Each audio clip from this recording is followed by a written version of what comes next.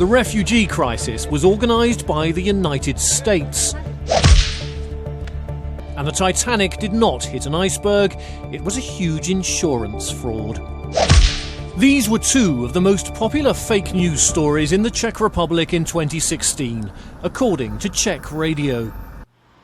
Now, at the Czech Interior Ministry, a new unit is working to counter them, called the Centre Against Terrorism and Hybrid Threats. Eva Romancovová heads the unit.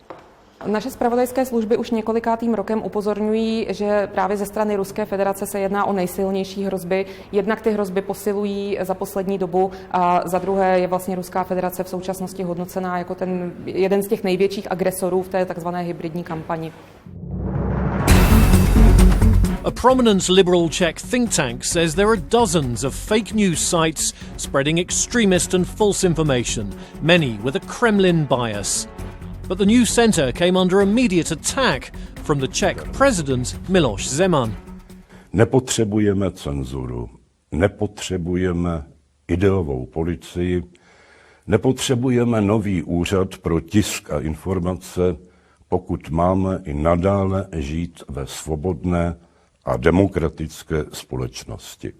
The president's spokesman mocked the new centre as an Orwellian Ministry of Truth and also called it a hostile act towards US President-elect Donald Trump. But Romancovová says her unit merely counters what it deems to be disinformation via a Twitter feed to set the record straight.